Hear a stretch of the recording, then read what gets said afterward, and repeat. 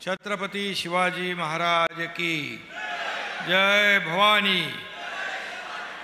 क्रांतीसूर्य महात्मा ज्योतिबा फुले यांचा आणि क्रांतीज्योती सावित्रीबाई फुले यांना वंदन। भारतरत्न डॉक्टर बाबासाहेब आंबेडकर यांना कोटी कोटी प्रणाम।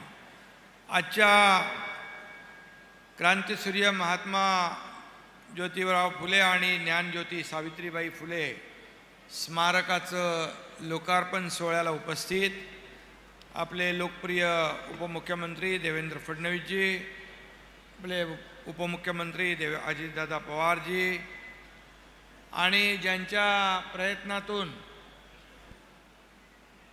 हा स्मारक सोहळा होतोय आणि जे हॉस्पिटलमध्ये उपचार घेत असताना मी काल त्यांना फोन केला की तब्येत कशी आहे, ते म्हणाले उद्या आपल्याला कार्यक्रमाला जायचं आहे।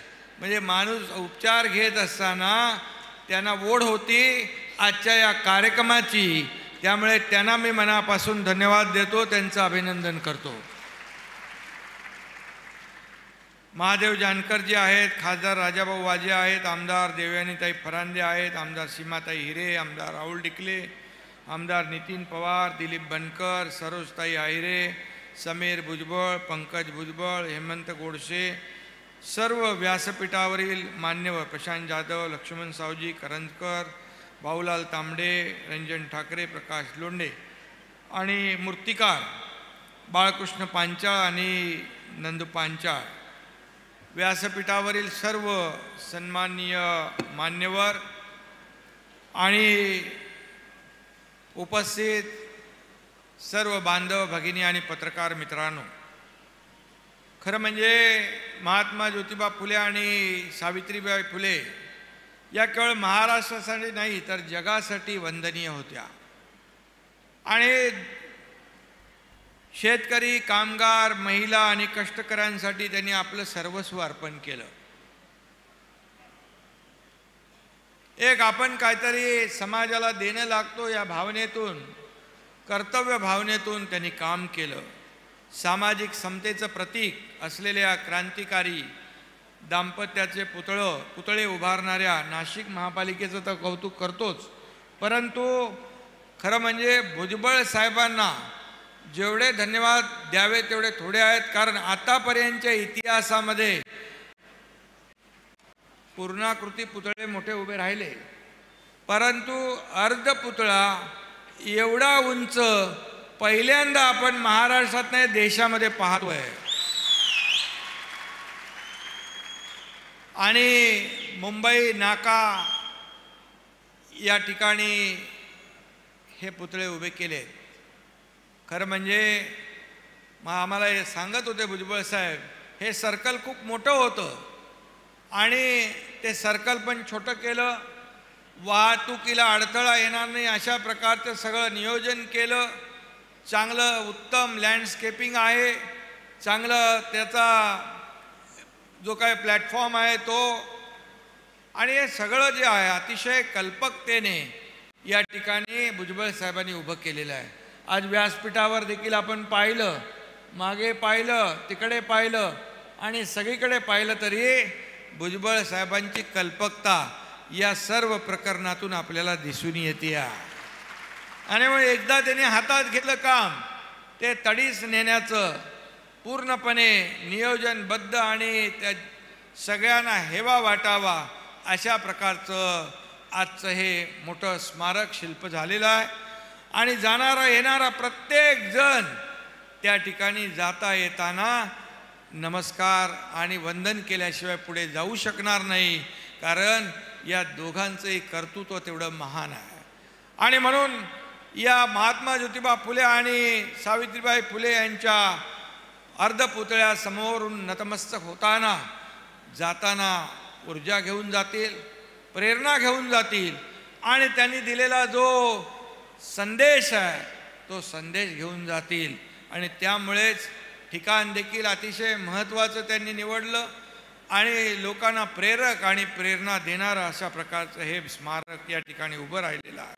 खरं म्हणजे उंची किती आहे, ही उंची खरं म्हणजे त्यांच्या कार्याची उंची आपल्याला फुटपट्टीमध्ये मोजता येणार नाही, एवढं महान उत्तुंग काम या दोघांनी केलेलं आहे. आणि म्हणून त्यांच्या हे पुतळे भुजबळ साहेबांनी सांगितले मजबूत आहेत आणि ब्रॉन्झचे आहेत. आणि खऱ्या अर्थाने आम्ही पाहिलं की त्या ठिकाणी उद्घाटन करताना खरं म्हणजे पुतळे भुजबळ साहेब आपण ब्रॉन्झचे केले याचं कौतुक करावं तेवढं थोडंच आहे, पण फुले दाम्पत्याचं काम सोन्यालाही फिकं पाडणारं आहे. कारण सोन्यासारखी माणसं या समाजाला मिळाली, या समाजाचा उत्कर्ष केला. अगदी मी गेलो होतो तेव्हा भुजबळ साहेब होते आपल्या नायगावला, आणि नायगावला तिथे क्रांतीज्योती सावित्रीबाई फुले यांचा जन्मगाव, दादांनी मगाशी त्याचा उल्लेख केलेला आहे.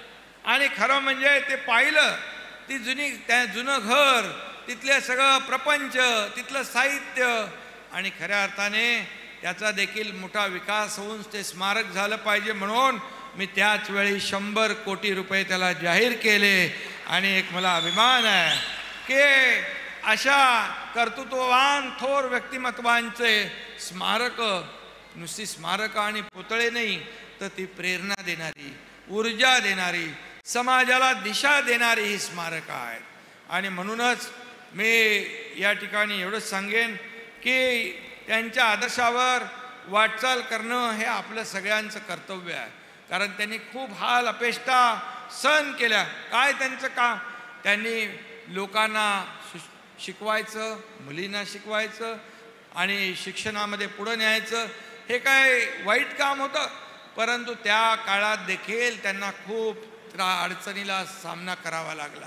काही लोकांनी चिखल फेक केली, शेणाचं फेक केलं, हे सगळं केलं, परंतु असं असलं तरी त्यांनी आपलं ध्येय सोडलं नाही, आपलं काम सोडलं नाही, आपल्या ध्येयापासून ते बाजूला हटले नाहीत. ही अशी माणसं, ही दुर्मिळ माणसं आहेत. आणि आपण भाग्यवान आहोत की अशा दाम्पत्याचा जन्म महाराष्ट्रात झाला. आणि म्हणून महाराष्ट्राची थोर परंपरा आहे.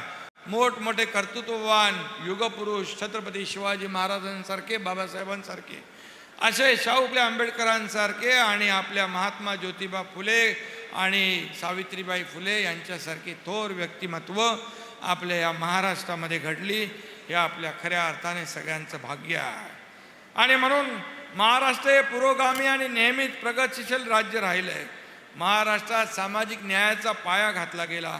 आणि म्हणून महात्मा ज्योतिराव फुले, राजश्री शाहू महाराज आणि महामानव भारतरत्न डॉक्टर बाबासाहेब आंबेडकर यांचं कार्य आणि त्यांचा त्याग आणि योगदान त्याच्या पाठीशी आहे.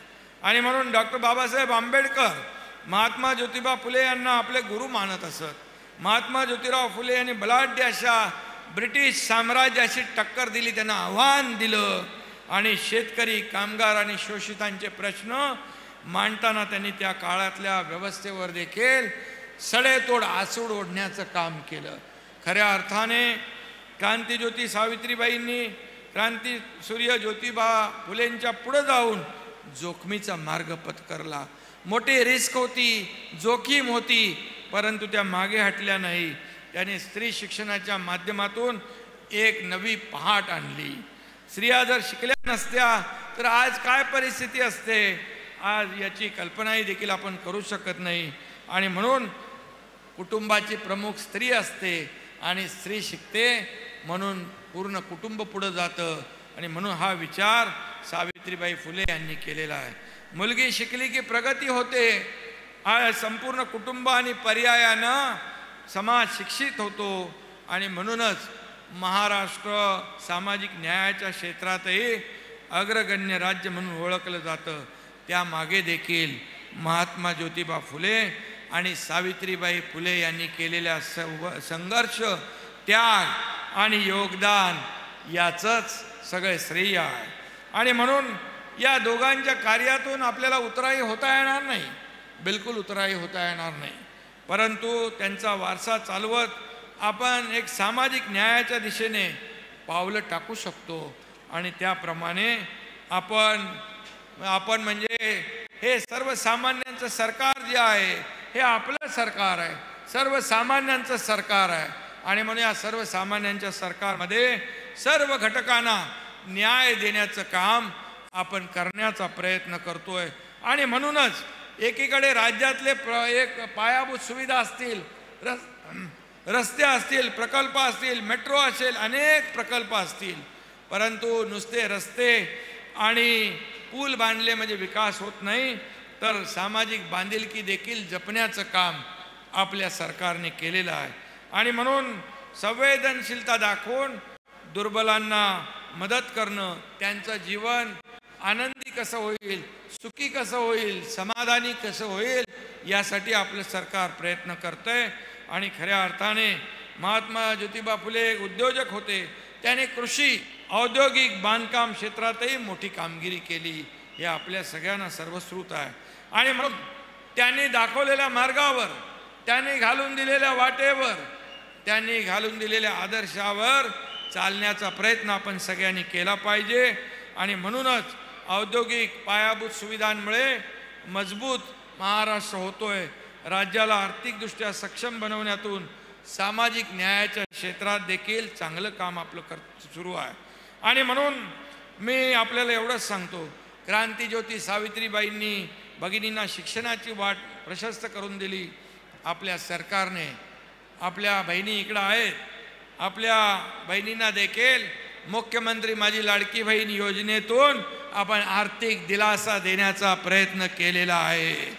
आणि म्हणून खरं म्हणजे लेक लाडकी लखपती योजना पण आहे, मुख्यमंत्री अन्नपूर्णा योजना देखील आहे. मुलींना उच्च शिक्षण मोफत मिळालं पाहिजे, डॉक्टर, इंजिनियर, वकील झाली पाहिजे, यासाठी देखील सर्व खर्च सरकारने उचलण्याचा निर्णय घेतलेला आहे.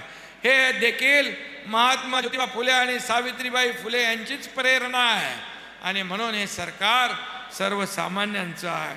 आणि म्हणूनच मी आपल्याला एवढंच सांगतो की महात्मा ज्योतिबा फुले आणि क्रांती ज्योती सावित्रीबाई फुले यांचं स्वप्न जे आहे, या सर्वसामान्य माणसाला, गरीब, शोषित, पीडित, दलित या सर्व वर्गाला समाजाच्या मुख्य प्रवाहात आणण्याचं काम झालं पाहिजे.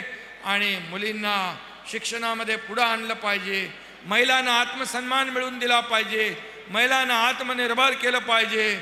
आदरणीय प्रधानमंत्री महोदयांच्या अनेक योजना आहेत, लखपती दीदी, ड्रोन दीदी, उज्ज्वला योजना, जनधन योजना, आणि त्याला आपण आपल्या योजना जोडतोय. भुजबळ साहेब गेले अनेक वर्ष पुण्याचे भिडेवाडा या शाळेच्या संदर्भात सातत्याने पाठपुरावा, कितीतरी वर्ष, परंतु जेव्हा आपलं सरकार आलं, सर्वसामान्यांचं सरकार आल्यानंतर आम्ही तात्काळ त्याच्यामध्ये जे जे काही त्रुटी होत्या, अडचणी होत्या, अगदी पार कोर्ट सगळं झालं. आणि आज त्याचा मार्ग मोकळा झाला. तिथं मोठं स्मारक करण्याचं संधी आणि योग आणि आपल्याला मिळतोय, याबद्दल आपलं सरकार आणि आपण सगळेच भाग्यवान आहोत. आणि म्हणून त्यांच्यासाठी जे जे काही करावं तेवढं थोडंच आहे.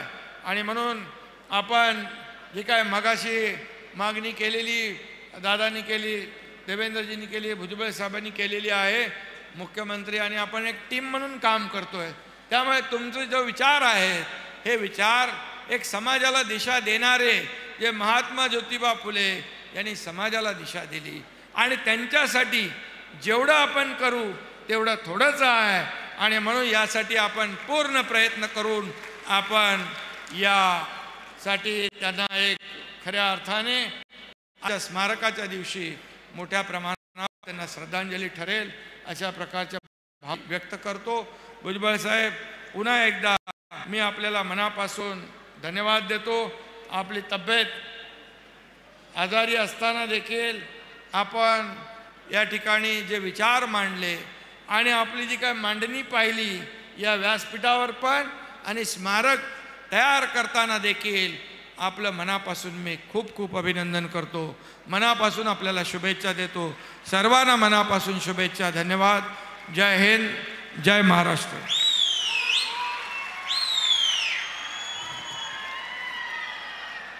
खूप खूप धन्यवाद साहेब. आणि या ऐतिहासिक अशा कार्यक्रमाची सांगता आता होत आहे.